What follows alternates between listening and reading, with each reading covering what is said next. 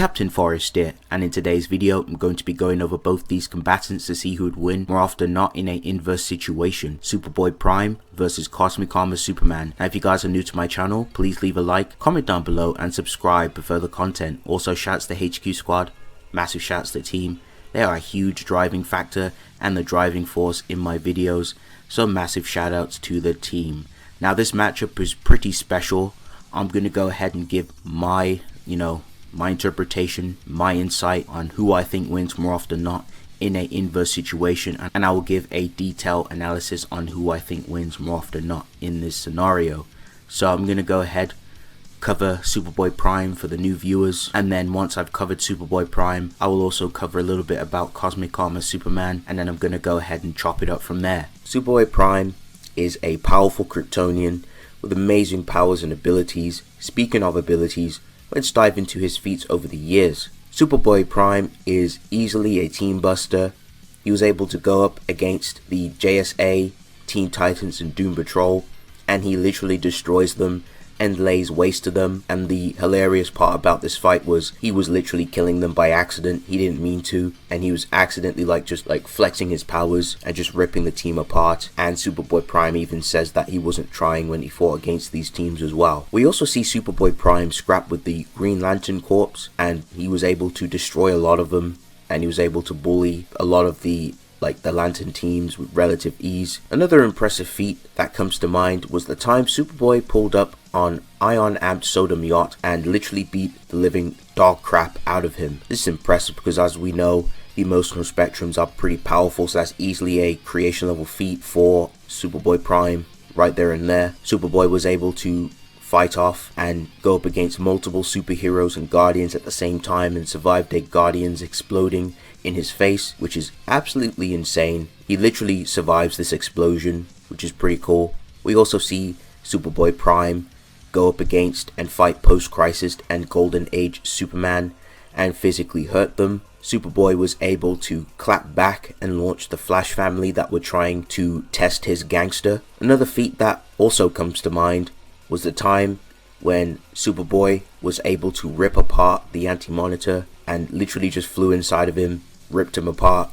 But this Anti-Monitor was a bit weakened after fighting the Guardians, but still, it's a pretty cool feat to see and mention. On one occasion, Superboy Prime was able to casually smile off lightning-laced punches from Black Adam and literally launches Black Adam into next week. On another occasion, Superboy Prime went up against Black Adam and Shazam and was able to hurt them and press both of them in combat. And keep in mind, Black Adam and Shazam formed a truce in that fight, and Superboy held his own pretty decently until the end. Another noteworthy feat for Superboy Prime was when he was trapped inside the Phantom Zone and he was able to punch his way out of it, which is very impressive. Lastly, Superboy Prime's most impressive feat by far is when he fought the Darkest Night. Now, when I first mentioned this feat before, I did make some mistakes from my past interpretations, but after looking at this fight with a fresh mind and a fresh clean lens, my thoughts on this feat has changed a lot. This feat isn't invalid for Superboy Prime based off the statement made from the Darkest Night where he notes, "Step aside as I prefer not to expend my energy." If anything, this would help validate the feat because the Darkest Night is implying that he was using his power against him, but told Prime to basically back off because he didn't want to drain and waste any of his powers on him. The Darkest Night couldn't suppress the amount of power he had, as he didn't want to risk expending it in general. The attacks from Superboy Prime was hurting the Darkest Night and was actually meeting his pay grade, which forced the Darkest Night to tap into this power. It wouldn't make sense for the Darkest Night to be suppressed. If he wouldn't worry about expending energy altogether. All of this further backs up this feat, as the Darkest Night also notes to Superboy that you can't destroy me any more than I can destroy you, which is the Darkest Night admitting that Superboy Prime is a match for him. The only reason Superboy Prime ended up losing is because he knocked himself out by punching the Darkest Night too hard. And another thing, the Darkest Night grunts and screams no when he is getting attacked and taking damage. The Darkest Night wanted Superboy on his team, which also shows and demonstrates that the Darkest Night respects Superboy Prime's power. And to add consistency to this, the Darkest Knight's minions like Kill All, which is the Dark Multiverse's version of Superman, was pressing the superheroes and even Rebirth Superman himself. In fact, he was slowly killing Rebirth Superman in that fight, Rockstar Superman with the long hair. And of course, I've mentioned before, Superman has creation level feats of his own, so no matter how you slice this feat, Superboy Prime has some pretty solid creation level scaling. Even some of the other multiverse versions of those characters were pretty powerful. So that's going to round up Superboy and his attack potency. I'm going to go ahead and move on to the other attributes like speed and all that good jazz. Superboy Prime should easily have high measurable to irrelevant speed. Superboy has demonstrated to react and punch back Jay Garrick, Wally West and Bart when they attempted to speed blitz Superboy, which is very impressive. Wally West has been able to run to the 853rd century. Superman kept pace with Jay Garrick and Wally West while they were chasing the Reverse Flash to the past. We've also seen Superman outpace reality blitzing missiles that were sterilizing the continuum. So that's going to conclude AP and speed. I'm going to go ahead and move on to Superboy Prime's abilities. So Superboy Prime has his heat vision, which vaporizes things just like Superman pretty much. He can also perform ice breath. Superboy, he was able to demonstrate his most infamous ability, the retcon punch, where he pretty much changes the person's history when he punches, and he was able to do this to Beast Boy. Superboy can also get out of BFR or ceiling by punching his way out, such as his feat where he punched out of the Phantom Zone. Superboy has also demonstrated to escape the Speed Force after being thrown inside of it, which is very impressive. Superboy doesn't have any weakness to magic like Superman, and Superboy can also perform the Thunderclap too. And lastly, it's also noted that Superboy's retcon punch also alters reality and changes the events as well, which is pretty impressive. So overall, Superboy should have the same powers as the other Supermen, pretty much enhanced senses, flight, heat vision. Cosmic Armor Superman, aka the Thought Robot, is a sentential that woke up in the body of pure thought. He is powered by symmetry, memories, duality, probabilities, and possibilities.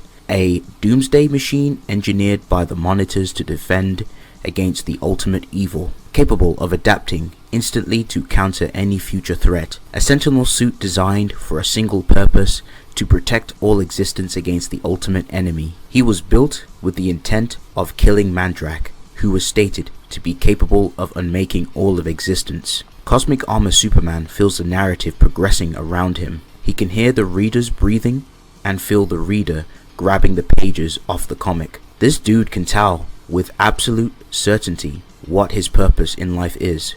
The Thought Robot continually adapted and evolved to counter Mandrak's evolution. He adapted and thought back against a self-assembling hyperstory trying to kill him.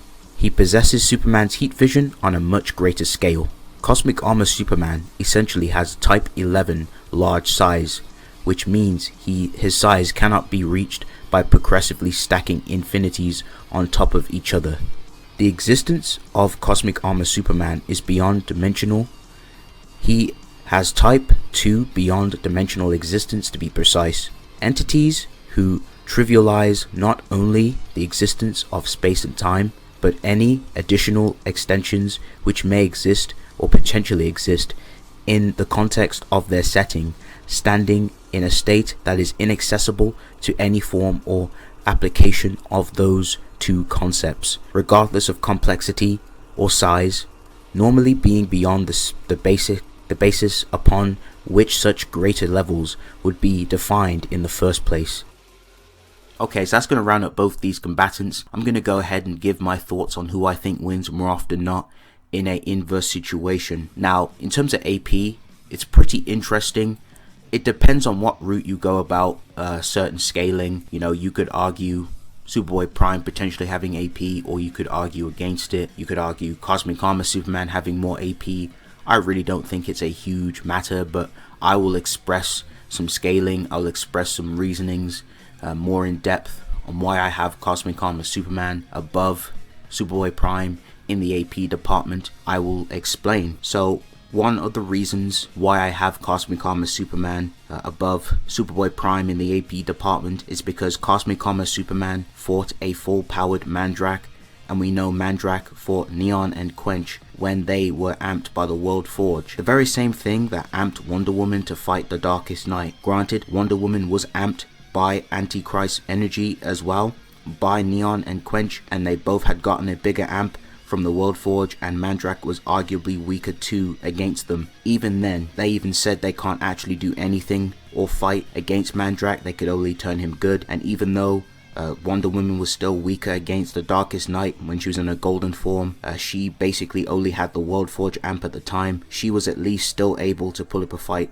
while Neon and Quench really couldn't do anything. So based off the standard AP for that, some really good strong scaling for Cosmic Armor Superman, I definitely lean a little bit more so with Cosmic Armor Superman in the AP department. But obviously, if you don't really take much of that into account and you go more so with like having the Darkest Night above Cosmic Armor Superman, then Superboy Prime would have more AP in that department.